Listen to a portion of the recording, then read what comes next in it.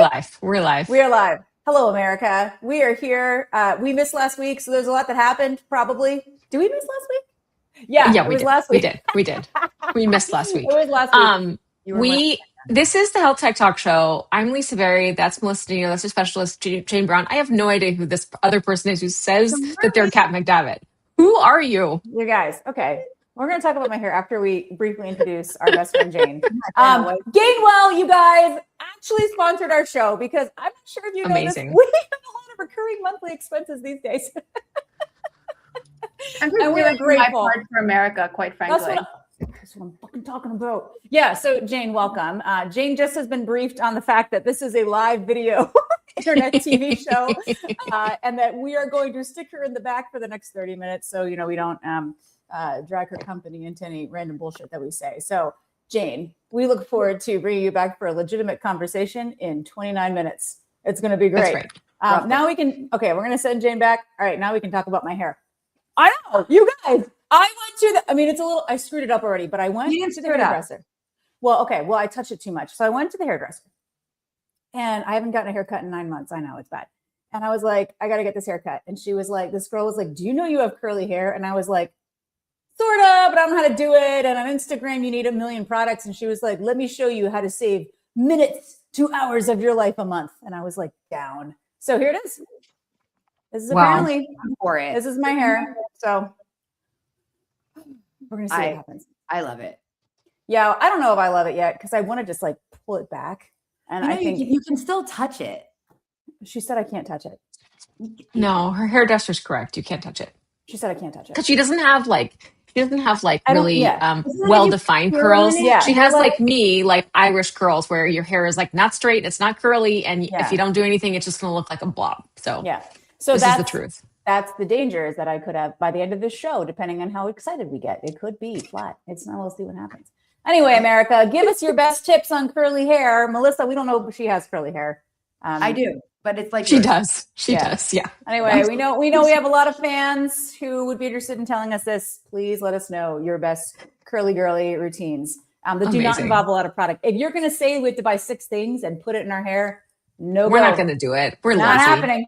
Not the whole purpose of the curly hair is to not have to do all the things. Yeah, to basically do nothing. Yeah, see, I can't. Okay. Anyway, maybe. Okay. Anyway, all right, Melissa, what happened to you this week? I got to hang out with you. That was pretty cool. Yeah. So that was Tech Week. I got to see you and Leslie and Darshak. I'm excited about next week. I'm going to a New Jersey Reentry Corps conference at University Hospital, and they're going to speak on HR1 and all of the medical frail population, which is everybody that they deal with, and how they're tracking it and helping those to make sure that they don't lose their insurance prior to that 6-month mark. So I'm excited. And I'm also getting crowned NJ Hims.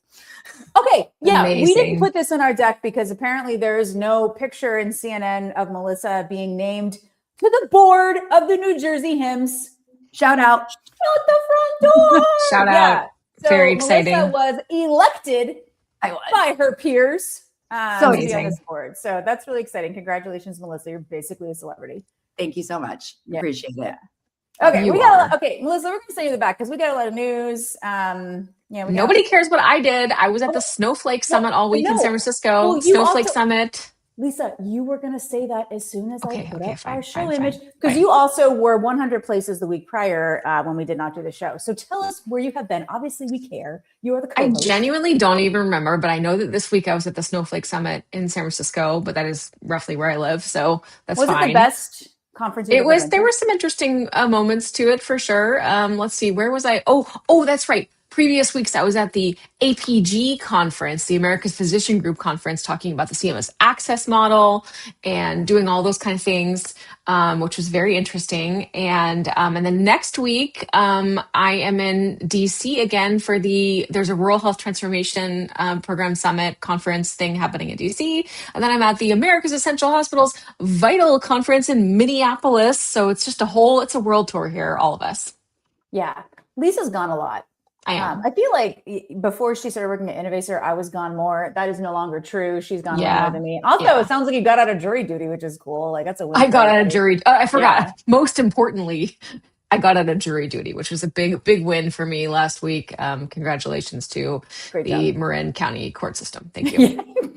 Okay. I went to some places too, but because I do the deck, there's pictures of where I was in the back of the deck, That's right. which we may or may not get to. So we'll talk about those later. Okay. Listen, big drama of the week, at least in our nerd industry, is that yesterday, Amanda Seitz, I actually don't know Amanda, and Darius Tahir published a little bit of what other reporters described to me as a banger of a story on healthcare data.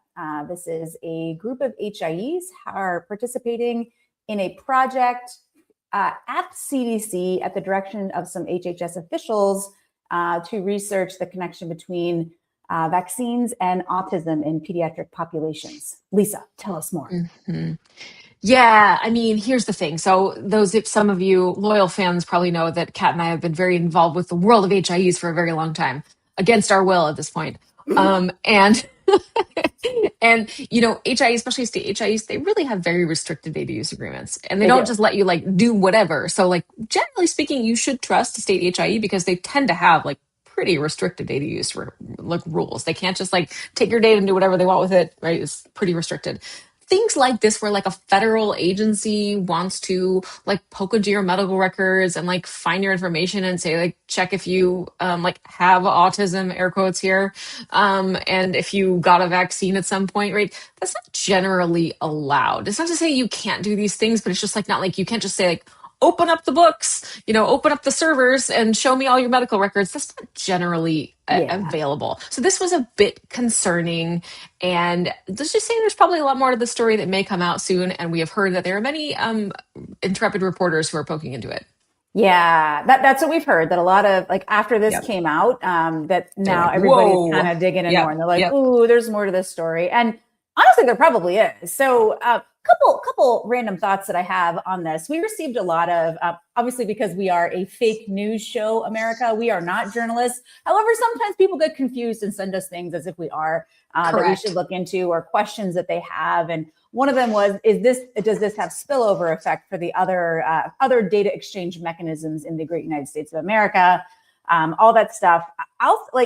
Let's start from the top here, which is data use agreements, which is something I happen to know a fair amount about. Lisa's right. Most state HIEs have very restrictive data use agreements. And I would venture to say that HIEs that are, and there are apparently confirmed HIEs are participating in this program. We don't know if data has been sent yet. We don't know what kind of data has been sent. We don't have a lot of details, but there are only a couple of HIEs that have the data use agreements to allow for research, which is a separate purpose of use, right? Most of them can do treatment. That's when your doctor needs to find something out, they can pull that. Yep, pretty standard. Some of them have payment and operations. Most of them do. That means that they can send your data to a health plan that's trying to do care management or something like that. Most of them do not have research data use rights. So they can't send your stuff to a pharma company for research. Your data can't end up in a clinical research trial or things like that, right? I heard a little bit about this project months ago, and my assumption was that somehow those HIEs would update their data use agreements, which has to be done at the provider level. It means you need to get all the hospitals and ambulatory facilities to update or agree, consent to give you those data use rights. And that takes a long time. And often providers will just say no, because they have no incentive. And if you go in there and say hey, so RFK Jr. Really wants to do this research, they'll be like, no. I don't think this is going to be very well received. So, and again, there are details here that we don't have. I think the reason we don't have details is pretty apparent, but I think it would probably take years to update the data use agreement to get it to the point where you could do something like this. And if they're doing it right now, I don't know how they're doing it. Also, this article says that only some of the data will be de-identified if necessary. I'm pretty sure that's entirely necessary without patient consent. Yeah, even for a lot of retrospective studies, obviously when you're dealing with human subjects, and I'm not an expert here, clearly, but you do need consent, even if you're just looking at someone's medical records. It's not like you don't just say hey, I'd like to get some identified data about your children and their vaccines and their conditions. People don't like that for some reason, weirdly. So yeah, I'm going to say this is going to be a tough one to pull off. Yeah. I think some of the stress is warranted. The other thing is America. You may not know this, but most states, I believe all states, have an immunization system, immunization registry, and they are not the same thing as the HIE. Yeah, so true. I see a lot of cracks and flaws with how this is going through. So interested, I know some of these intrepid reporters will probably find out more stuff. I think that's freaking great. I think America would love to know what's happening here. Other thing I'll say here is, like, as a freaking Republican, we used to be the party that was anti-central planning, anti-patient data. Mind your business. Mind your business. Yeah, we used to be like, stay away, don't tread on me, motherfuckers. Like, what happens? Mind your business. Lisa, and I don't remember if I said this on the last show we had or not, but I was in DC the other day and someone called me a conservative Democrat, and it was like, what? Okay, listen, if the Democrats are the ones that now believe in patient privacy and like we shouldn't have a central repository of patient data. You a conservative Democrat? That's hilarious. Sign me up. Do you think, Lisa, I don't know if they'll take me, but I don't know if I don't know that we'll take you. Do you think Democrats also hate unions? Because I hate unions. Yeah. And do you think do you think they'll lower my taxes? Because if they say yes, like, I am here. Like, I will sign up. Like, what is this? These are Republicans. And man. Okay, I'm not done yet. Also, okay, the CDC basically, like, no one trusts the CDC. We blamed it all on the Democrats because they were basically the worst, right? And then we've got this thing happening where we're like taking children's data and sending it in and saying like, oh yeah, it's totally cool. We're just going to send it to a fucking centralized federal register. You got to be kidding me. Well, there's also something there's something in there as well that people probably don't understand, which is that actually, like, children's health data, including like teenagers, is already like very controversial and like not widely shared. There's also all these rules in different health systems in different states about like when a teenager can like say, hey, I don't want my parents to be able to view my healthcare data. It's a complicated area, and people get rightfully very, very concerned about the data about children's healthcare being shared on networks, and it's not super widely shared. So just like flag for everyone as well, like data on children's healthcare is like, it's not like an easy, like, this is not very settled rightfully. So just, there's so many like ways we can poke holes in this, and that's just another one of them. Like, really, this is like a dicey thing. Yeah. My assumption was, when I like heard rumblings of this project, and the details were difficult to come by. And by the way, the whole world was burning down, like, so right. My assumption was anyone who wanted to participate was going to have their data use rights slowly updated and potentially only have pockets of their participants available for this.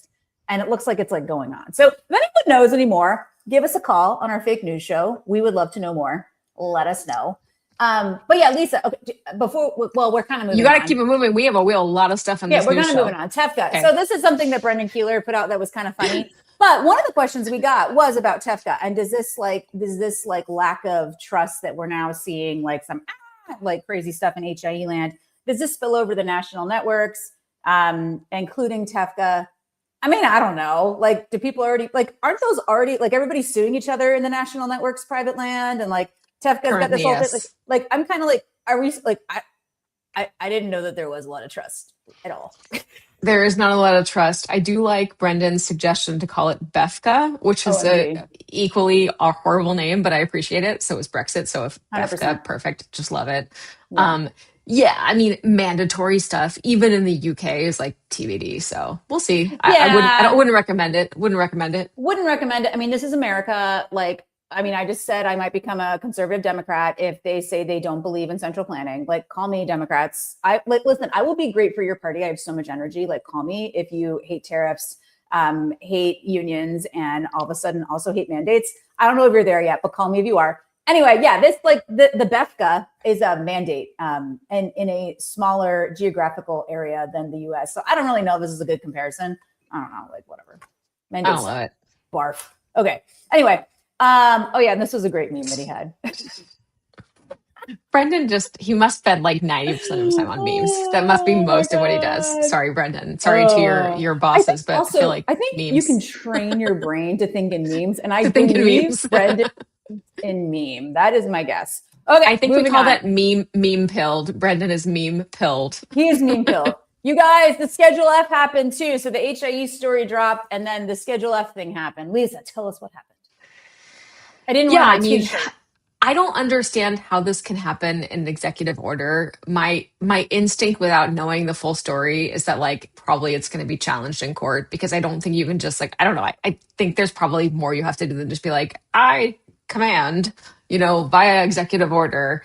I don't know that I mean, someone can tell me if I'm wrong, but I don't think you can just be like, I command this to be different. There is this thing in the US, even in the executive branch, where you have to do notice and comment for a lot of things. And if you don't, then it's a problem. And maybe our special guest has an opinion on that. We'll find out later. But generally, like what she's going to say. Yeah, but just generally, like there is a process that has to be followed under administrative procedures. I don't know if this is something you can truly do by executive order. I have no surprise. I'm not surprised that it was done by executive order. I'm just saying, I'm not sure I'm not sure the story's over here. But basically, yeah, again, like Kat hates employment protections. Kat hates 100%. Unions. And so for her, this was like Christmas and her birthday all in one. And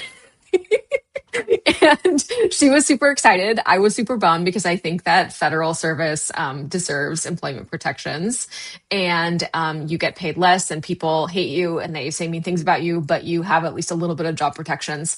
That's where Kat and I differ. We are besties, but we are on the totally different side of the fence on this one. So that's what happened. I think TBD whether this gets challenged. I don't know. I assume it will. Yeah. Well, yeah. Isn't it great though to be friends and have different opinions? OMG. 100%. Totally. Okay. But yeah, listen, no, like as an employer, as someone who like starts businesses and employs people, like again, the idea that like you can't fire someone for poor performance, like bothers me. That is not even true. It's not true. That's a fake thing. Okay. You can fire people for poor performance. Okay, but sure. But we have a lot of federal friends. You can't do it in 5 minutes. You can't just be like, hey, you lost 20 clients, like get out of here, right? Like you have to like, apparently we have heard from our sources who may or may not work in the federal government. Some sources. Very difficult to fire someone who sucks at their job. So like, I don't know. You just have to follow more than one step, which is like, and I guess people are just lazy. I mean, that's truly my opinion about it. I know that there are exceptions. And by the way, I mean lazy in terms of like following the procedures if somebody is truly not performing, because it's a lot of work. You have to like show without a shadow of a doubt that in fact, like this is a problem. That means, and I can tell you, it's very hard to hold people to account, because then you have to do your job as a manager, which sucks. You just want to be able to say things and do things. I get it. Isn't what everyone says is it's actually easier to just like detail someone to a different agency than fire them? Always a strategy. By the way, that happens in corporations too. Just to be clear, people also do that in corporations. Yeah, they're like, maybe you should take this new role in Timbuktu. Bye. I don't know. I mean, I guess I do understand like the drama in Trump land, right? Like where you could just be fired because you have a different opinion. Like, like I just said, like, could I be fired as GS-15, or they all have weird titles now. But if I'm like a senior person, but not senior, and I say I'm a conservative Democrat on the internet, could I be fired for that? I mean, it sounds like yes. And I get that. Like, that's dumb. But in general, I don't know. I guess I just don't get it. Like, I think if you're awesome, you don't get fired. Like what? And also layoffs are different, right? Like in the corporate world, layoffs are different. If you lay off half of your staff because you replace them with Claude, like there are protections in multiple states for that kind of thing. So I don't know. Yeah. I don't know. Someone should explain this will be interesting to see how it shakes out. I'm just thinking, I don't know if this is like so many things. I'm guessing it might be challenged. I don't know. We'll see. Yeah. Well, so many things. Yeah. And yeah, you saw, we don't have it in our deck, but it's no longer the Trump Kennedy Center. That didn't happen anymore. Okay. Yep. Work requirements came out. Yep. Work requirements. So I kind of have been, and hopefully our special guest can also give a perspective here of some kind. I'm interested. I think I read some people saying that there's first time like definition of medical frailty, which could be interesting and relevant. Just some things like that could be very interesting out of this. again, like I think the biggest concern with these there's many concerns. Okay, if you assume it's already happening, fine. The biggest concern I've heard in this immediate moment in time is like, this is really cutting it close for states in terms of implementing these things. We don't got a lot of time for this. Yeah, And so there that have is been the biggest calls. problem. Lots Yeah, of calls yeah. for extension. Yeah. So this is Yes. 80 hours of like work, community service, or education in order to qualify. This is only for states that expanded Medicaid. So places like Georgia, we already have our own reasons. Yep. But but it's tricky stuff. The states, their deadline is like January. Like that's not far. Yes. So And the medical frailty stuff is like, it again specifically says like, this is what it is, like something that conditions as life-threatening or seriously disabling, pain or discomfort that interrupts life activities, caregiver time or effort. Like there's a specific things, affects multiple organ systems. So like they finally are putting that down, which is actually, I think, very helpful for folks. Yeah. And then this is another piece stat put out, follow on, talking about how there is apparently no requirement that the states actually report out on the implementation and effects of work requirements. So we may not actually know if they work or not. Mm-hmm. I'm sure someone will figure this out. I'm sure some private foundation will fund this and figure it out. But yes, we'll see what happens there. Yeah, more fraud stuff. Dr. Ozzy's doing his fraud stuff. We generally are supportive of anti-fraud measures. This was an interesting stat because I feel like there's a lot in there, and I feel like this was a bait title and a little bit deceiving for most Americans. Lisa, why would people not file a claim under even on the exchanges? Because they can't actually access care, because they can't afford to go to the doctor. They're afraid to get a bill. There's so many reasons. If you have a husband and you're a woman or whatever, or a man, and you have a husband and your husband hates going to the doctor, they may never go to the doctor. They may never go unless they are dragged kicking and screaming or like in a car accident or something horrible, right? Like where they can no longer not go to the hospital. Like there are so many reasons why somebody would be covered on a plan and not receive care and not actually have a claim filed. And this is one of those things where people who actually work in healthcare were like, not sure about that, champ. Did you see that?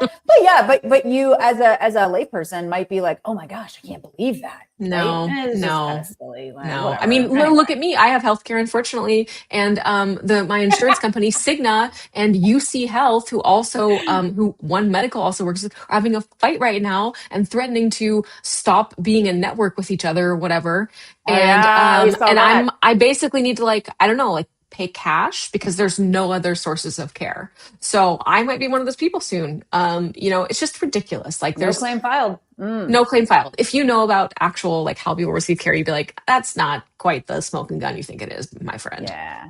Anyway, but speaking of fraud, I do actually believe this. A lot of the autism therapies going on. I mean, this has been reported for a while, but this was in the Great Wall Street Journal. Some pretty wild numbers about like amounts of money being paid to a single provider of these services per child, like up in the millions. Yeah. I mean, maybe, but it does look like a big old red flag, kind of like having 50% of the hospices in the US and LA County. Some things are smoking guns, and that's not great. Healthcare is a bit of a balloon that you squeeze, and then when you restrict somewhere, there is air in the other space, and somebody's going to go for that. So it sucks. I mean, to be fair, again, to CMS, like this shows you all these things have showed you: skin substitutes, certain types of autism therapy, right? Like you have to stay on top of these because people will try to take advantage. That is truly what it is. I'm not saying anything about this particular thing, but just like we do need robust fraud prevention resources in any program like this. Yep, 100%.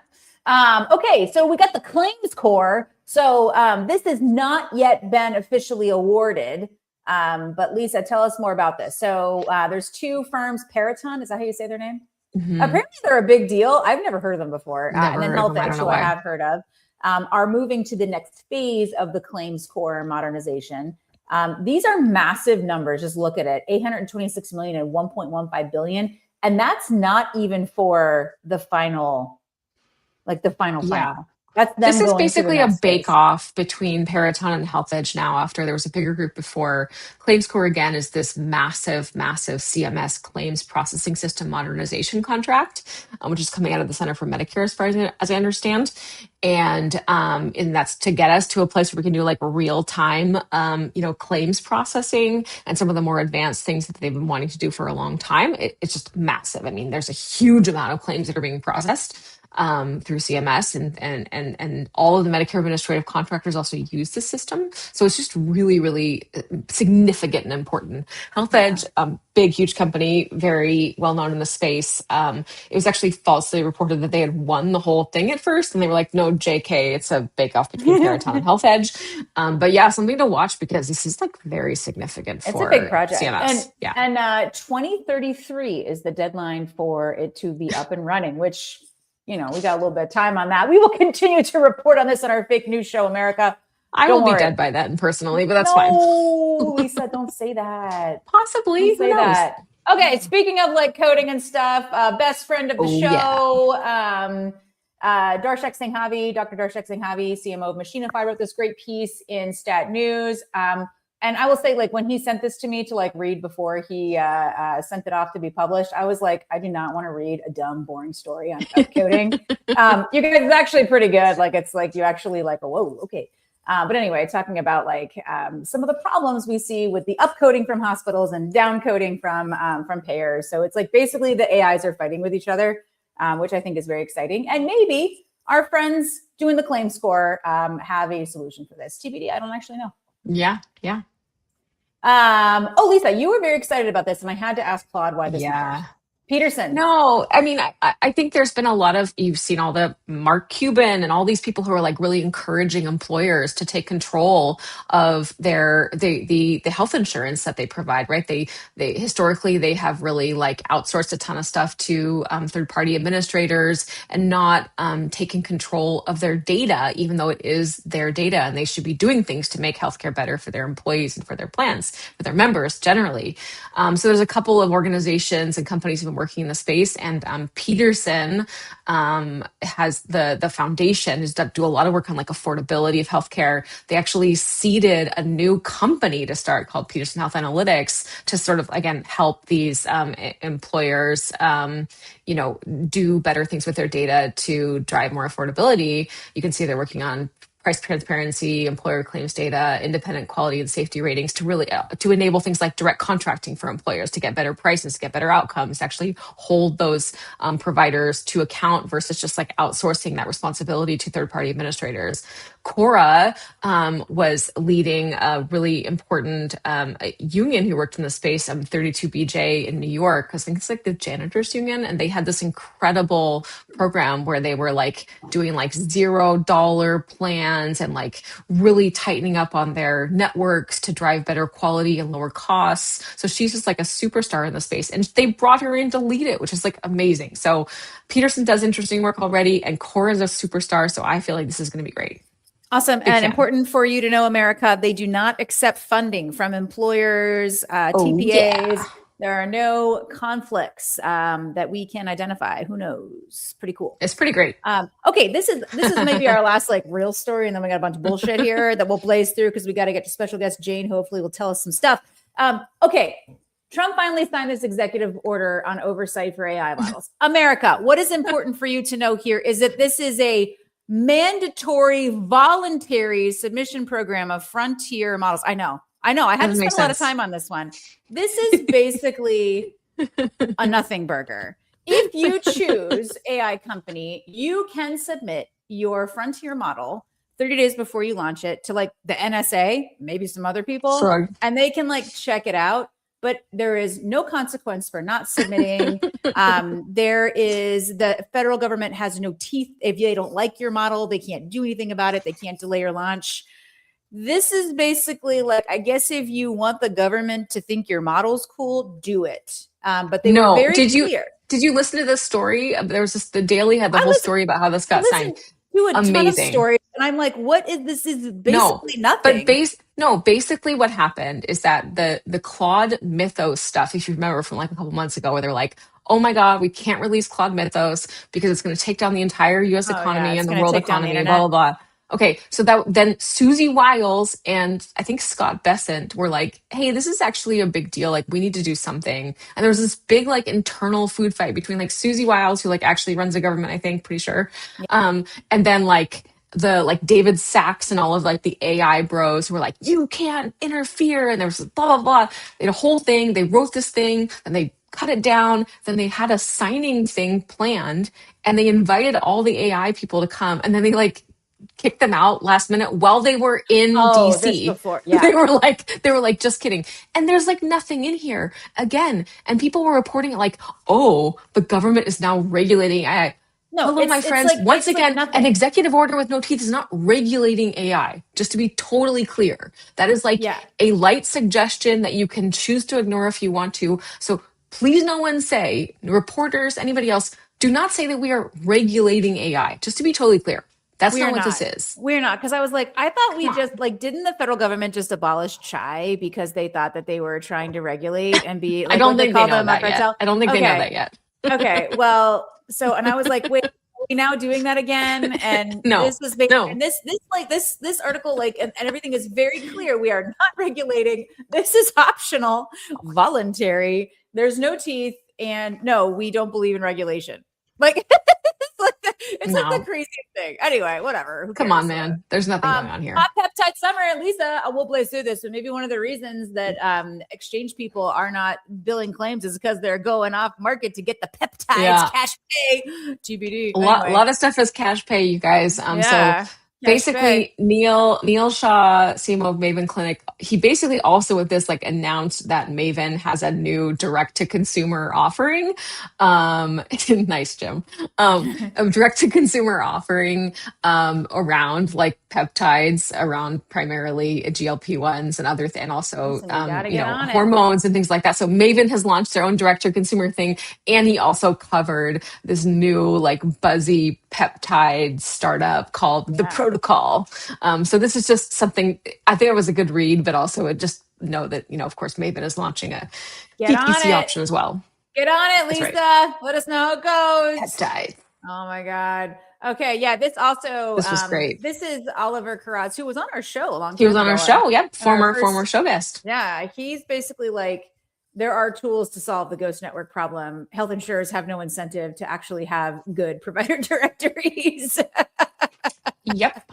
And apparently they did a secret shopper study, which is amazing. I love that. Big fan of. Good so shout out to ZocDoc. Good job. Go check these guys out. Also Health Catalyst. We've gotten some reader notes on this, Lisa, and that's that no one can understand how Health Catalyst board let them divest of this company, which is most of their revenue. Yeah. Well, like you said, we love a strategic transformation, so let's see what happens. I do. I love a strategic transformation. Oh my God. I can't wait to see how strategic this one is. Also, we went to Tech Week. It was great. There's the Commander Michael Banyas from NIH, who will be on our show next week, I believe. Maybe. Yeah. She's nodding. To talk about his application, or applications are open for the SBIR program, some of them in the centers at NIH, including his. So you'll hear about that next week. And then we went to visit Otto at the Photon World headquarters. We love this company. Yay. Also, Insena went to our annual pilgrimage to Huntington, West Virginia to support Project Hope for Women and Children. And he volunteered to go to Huntington, Dr. Tom Keene, the national coordinator, because it turns out he practiced very close to here. I thought it was because of my amazing email to invite him. No, it turns out he has an actual personal connection to the place. So he gave a little speech. We all got a picture. It was great. God bless America and the city of Huntington. With that, let's bring on our real live guest. Oh Yay. God, Hi, Jane. Jane, what do you think? Did you know this is what you're going to get into? You survived. Well, I listened to you guys, so I kind of did, but this is always exciting. And what I think is funny is the velocity of change out there just is not slowing down. I think every time you turn on or open an app, LinkedIn, doesn't matter. It's like breaking news every 5 minutes, just keeping up with it. You actually need a podcast at the end of every week just to make sure you don't miss anything vital. That's what I'm saying. Yeah, so weird where you can just gossip with your bestie. Well, Jane, what do you think? So you see tell our loyal fans, which is approximately 1 million people, your SVP at Gainwell. Tell them what you do. Sure. So I work in sort of all of the stuff that you guys talk about in terms of Medicaid data and infrastructure, data and analytics, claims payment on the Medicaid side. Gainwell has been around for years and years, in past iterations under different names, sometimes evolved over the last 50 years. But today we are the MMIS system for, probably 2/3 of the country. We process claims from, coast to coast. We have large, sort of data infrastructure to be able to support all the MMIS systems, provider enrollment. In some cases, we feed into things like provider directories. So some of the stuff that you talk about, I'm like, yep, I understand. And the world that we live in is so complex because, on its face, like nobody wakes up and says, today I would like to have an inaccurate provider directory so that people can't find, like, that's not how it is. But how hard is it to get, providers on an annual basis to revalidate every piece of data in a system that they hardly ever log into? So there's just complexities in our space that make it really, really challenging. And I think what we're doing today, a lot of what we're doing today is figuring out how do we go faster and how do we make some of this stuff easier so that ultimately from an end user perspective, in my case, that's usually Medicaid beneficiaries and or providers who are part of the program, how to make their life a little bit less complicated. Because as we all know, the reimbursement rates in Medicaid are not the highest. And adding in, a couple of more layers of bureaucracy to some of it, it's really painful for doctors. And then ultimately, then you don't have a great access in your network and you do have problems. So what we're doing is we're doing all of it and a lot of it and in all sorts of different places. Yeah. So what do you think of work requirements or community engagement requirements? Well, I'm really glad to see that the attestation stuff is, there's some flexibility for self-attestation. I want to see how all of that plays out. I don't think, by the way, this thing dropped, like 2 days ago? I'm still very much digesting. Certainly it's something that we do it as a product, but also even where we don't, doesn't matter. We still support our clients or states to whatever part they need from MMIS to get it done. Medical frailty and the definition, like super important that we nail that.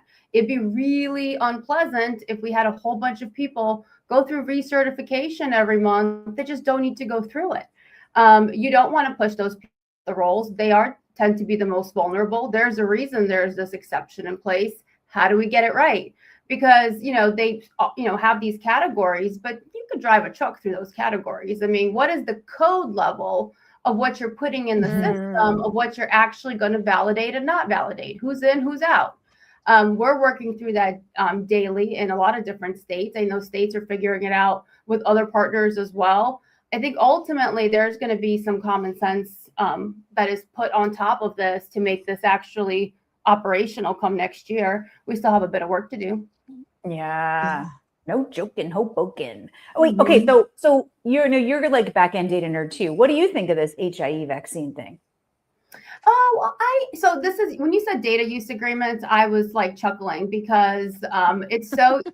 So I've had Medicaid directors say this to me.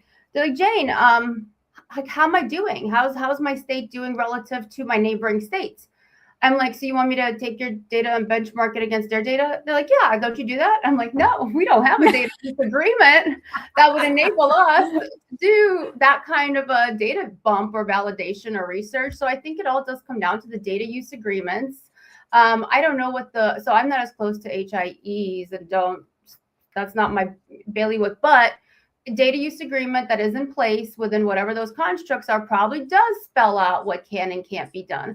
There's a ton of mandatory, reporting that does happen to the federal level. What's done with that data, I think, is also governed, I would imagine, somewhere. But for sure, it's not typical to just, go and start whipping up your own sort of solution to something or start, looking at states data in context of other states or some of these things or even pulling threads through just to find whatever the disease state is. But there have been in the past a lot of different large research projects, some of them run by universities. States have voluntarily participated. They have ways to de-identify data. I think that's the other piece of it. Like you can do some of the work. You can figure out how to de-identify data. There are third parties who literally make all of their money just on de-identification and ensuring that you get, the part of it that you need for research and are not putting anybody's PHI at risk. So my point is go forth and research, but do it in the right way. Make sure it's got the right controls, the right agreements. Getting to understanding things in a greater way than before is never a bad thing. It's just all about how you do it. The road to hell is paved with good intentions, right? So we got to make sure that we do follow all of and we're in healthcare, right? So there's probably nothing as regulated, as our industry, as maybe nuclear weapons or something. But besides that, there's a rule for everything. And if you're not sure, start with 42 CFR and see what it says. Yeah. Tricky stuff. Yeah, and well, we won't get to. I could go on this for hours, but we're not going to. Okay, Jane, what's top of mind for you guys? Because you guys do a lot of stuff. Oh my gosh. So I think I wake up every day. When I used to work more on the MCO side, I said, you don't know what the cat's going to drag in today. And now on the health tech side of it, it's that and a bag of chips. I think we have more rules coming at us and our state clients every single day. Just trying to prioritize, keep these things in sequence. Timelines have to make sense. How do we apply some logic to it so we don't have to redo work in certain cases if there's overlap in some of these projects?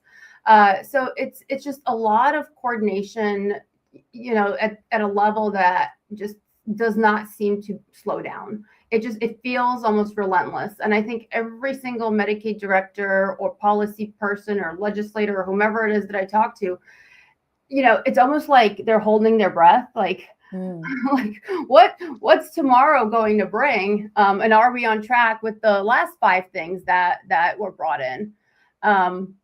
So it's really just not dropping the ball at what it feels like a really critical time. Plus, I think we all recognize that some of the stuff you can't drop the ball. There's going to be consequences, right? You can't have somebody lose coverage who shouldn't lose coverage. You can't have somebody not get medication that needs medication.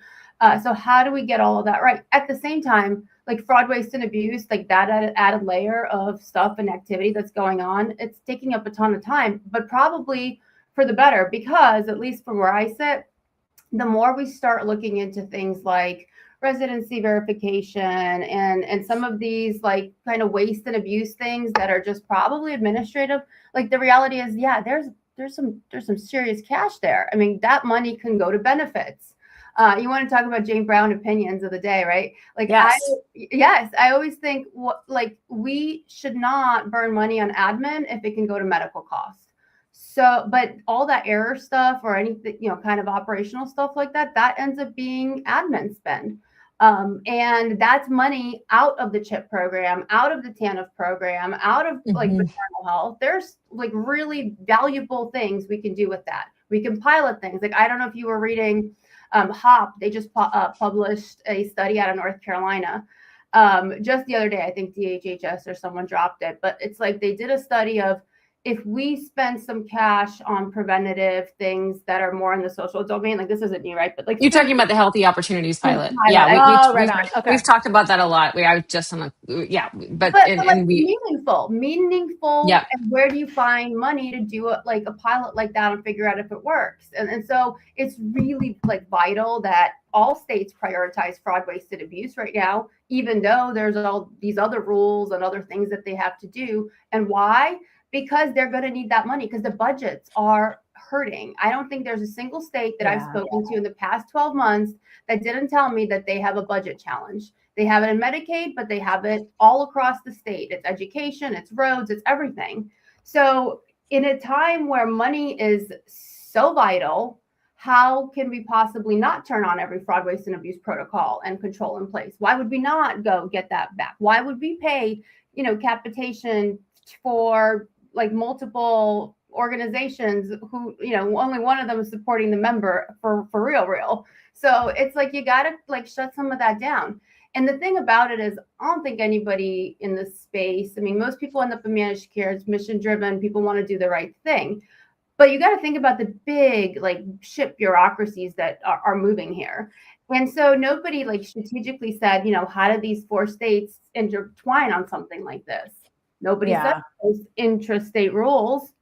So that stuff coming out now, I think, is one of the positive things. I think now, though, operationally, you know, more resources on the state side, like they all need to do this stuff, but they also have to do all the other stuff. So it just makes me feel like there's enough hours in the day.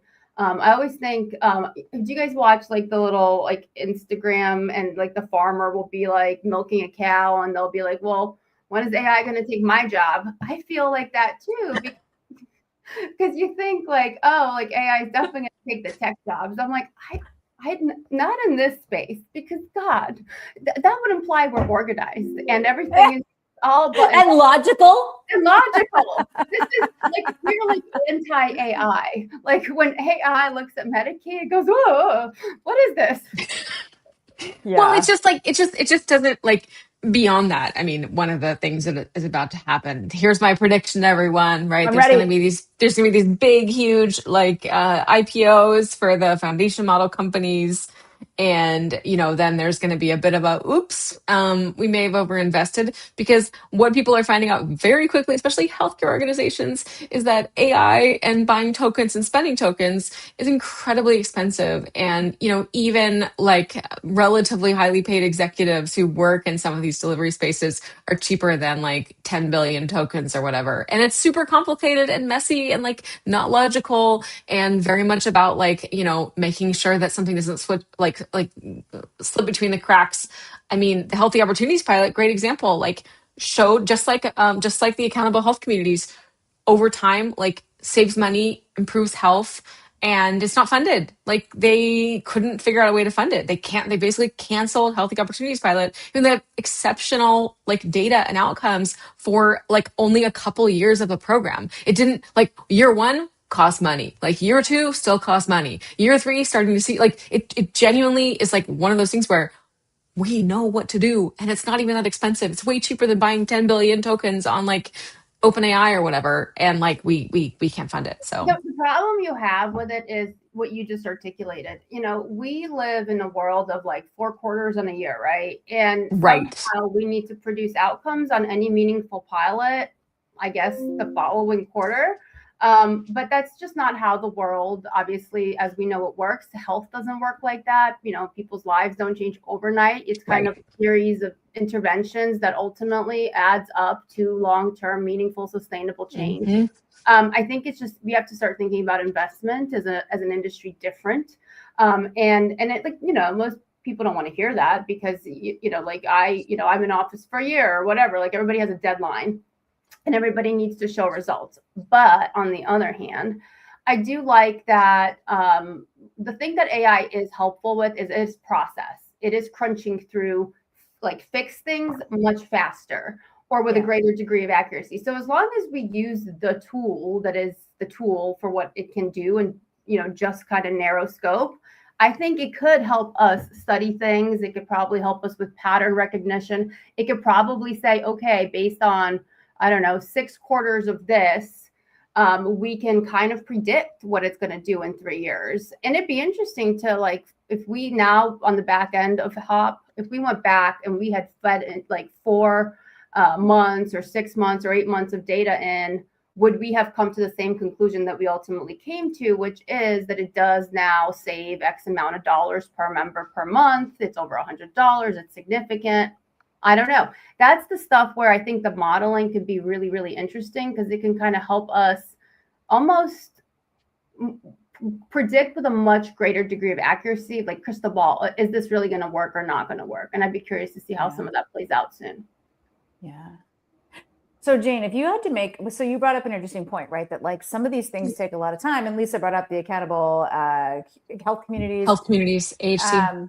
And there's some other these things take a long time, right? So there's some of those things that certainly take a long time and have proven really good outcomes. If you had to pick one program or policy that would immediately short-term impact Medicaid and a long-term one, what would those be? Like, what if you could make changes like magically? Oh, this might I want to be very careful in how I say this.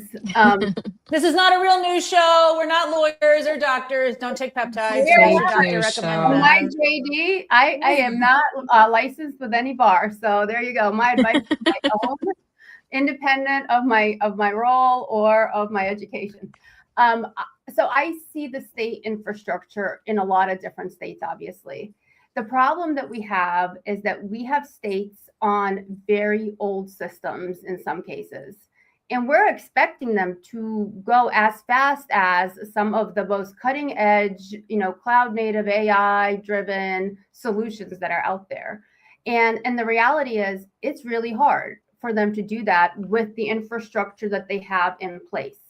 So what I would say is if I had a magic wand, I would modernize every health infrastructure, like every health state technology stack, if you will, infrastructure, like overnight. Like if I can get every single state on the newest version of MMIS where they can have pattern recognition, they can turn on AI things, they can do configuration at like 2 buttons, I would do that. I think that being able to have like the right vehicle for your destination is important. We literally have folks who are like, if you think about all the different modes of transportation out there, it's like Flintstones yabba dabba doo in some of these places. I'm like, okay, like we're gonna go down the road. All right, Barney, start running. You have other states that are, far advanced, like they're on high speed rail in comparison. And you have states that are in all the sort of in the middle places. We have to get states to all be sort of at the same velocity and the same speed and the same technological vehicle to be able to do some of this stuff. And then we can actually talk about outcomes and some uniformity and expectations. But it has to be done. And by the way, the number one thing I hear is, well, how are we going to pay for that? And it's really risky to change out a platform like that or a claims system. Yeah. It sure is. And I never said it was easy, but you got to get going. Like you can't go another 50 years. You managed to successfully not do it for 50. Like the buck's got to stop somewhere, sometime. And it's like the risk isn't not going to decrease. So why continue to, and then to pay for it, that's the next question. It's like, we don't have the resources, the time, the risk, but then how do we pay for it? And I'm like, well, there are fraud. There are some states, I will say, who do a really excellent job of turning on as much of the fraud, waste, and abuse stuff that they can. But it's not even, right? And quite frankly, there's no reason why you shouldn't have all TPL or, basic stuff that's been around for 20 years turned on to the best of its ability. So you could bring some money back into your state coffer and hopefully, self-fund some of the infrastructure changes that you need to fund. Not to mention, you do get a federal match when you go to do some of this stuff. It's not like you have to do it all by yourself. In addition to which, I think when you think about CMS, the good news is they have seen it all. I mean, you have a partner there who can give you some pretty good guidance of what's worked and what's not worked and kind of how to think about how to get going, but how to get going faster. Yeah. Yeah. And I mean, it is like you're saying with a lot of these systems, right? It's not like it's going to get better. And so, like the whole claims core thing, think a lot of us are like, wow, that's like a big project to do right now. But I was like, but when else are you going to do it? It's like the whole planetary thing. There's never going to be a good time to do anything. That's the reality in our space. Like before, all this HR1 stuff, it was like final rule. And before that, it was like the 21st Century Cures Act. And I don't know, there's probably some lawyers out there who can give you the 3 rules to go before that. And there was, HIT and HIPAA and it's endless. And every single ICD-10. I mean, I remember like every time you do one of these big things, it's like the whole industry's in a tailspin for a while to get it going.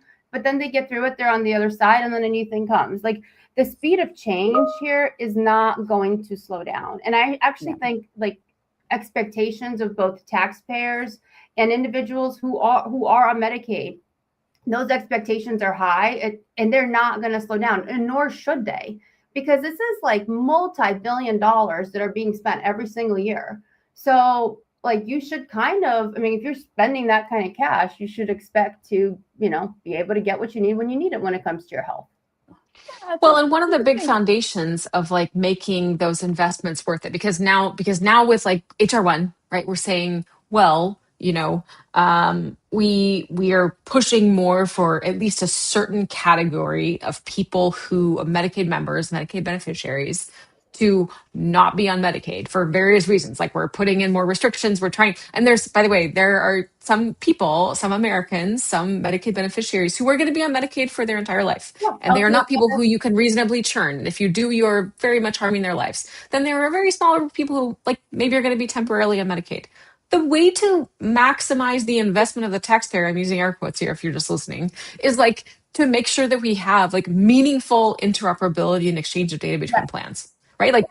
We must do that if we are going to maximize the value for Americans, including those beneficiaries or members. There is, by the way, speaking of which, there is a proposed rule that is due on June 15th. I know because I am writing a response, and that is coming up really soon, on interoperability and prior authorization for drugs. And that's going to cross all CMS regulated plans, actually expands the number of plans who are touched by that in different categories. So those are the kind of things that matter, in my opinion. Jane, I'd love to know how you guys are thinking about, that regulatory framework. So I'm in ground zero when it comes to interoperability, fire standards, NCPDP, CMS 57, whatever acronym. This is about all of that. Right. So all of that. More of that. Doing more of that. So I think it's even more than more of that. What it is adopting even that. Because right now, a lot, CMS 57, I think NCPDP, I think both of those things kind of came out of the final rule. There's language in there with deadlines and timelines.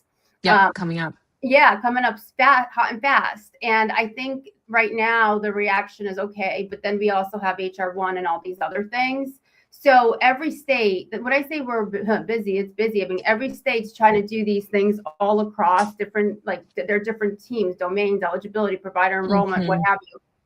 So what I want to say is I don't want interoperability to be this is the other thing we got to check the box on feeling. I actually think interoperability it could be the game changer for honestly all of us. I think that it could start Medicaid. It needs to be status quo in commercial insurance too. I want it. Everybody should know where their prior auth request is at any given time. I think everybody should have access to all their clinical data and records over many years. I don't think you should ever have to go into a doc and their whole history on you should be your verbal history. I don't remember what I had for dinner. You think I remember the last vaccine I ever had? It's preposterous. And who does? I have 3 kids and I don't know any of their stuff either. And there you go. So I'm just very honest, but the reality is we have to have the technology is there. This is invented. We're not looking to redesign, we just need to actually invest the time and actually adapt and adopt. The people need to use it. The states need to build it. And we need to not think of it as a compliance requirement. And we need to think about it as what it is, meant to be a huge game changer for the whole industry. And we should be bells on, it shouldn't be I only want to do it in this limited way because that will be the minimal viable thing. They'll check the box. That's the one thing that everybody should be we're 100% all in all the time. And I got to tell you, with everything else going on, I'm not calling anyone out, but do you really think, whose priority do you think this is today? The 10 patient advocates. The patient advocates. That's it. That's it. Who are very loud on LinkedIn. Yeah. who have no money and no power. Yeah. Yes. I think that once we get to that deadline and the reality is it will be built and it will be there, I think then it's just going to be about education. We need to make sure we're educating people on how do they access this stuff that's been all put in place behind the scenes through these APIs and all these fire standards. Where do they go? What button do they click? And how do they get into whatever it is to get to that information? And then how do they keep access to it for a long period of time? I think that 10 years from now, when this is just something we all expect, you wouldn't even think twice. You just know I click here and I know everything about everything that's related to my health. And I can look it up. It doesn't matter what insurer I have between, once we're in that world, I just think healthcare is going to be so much more dynamic.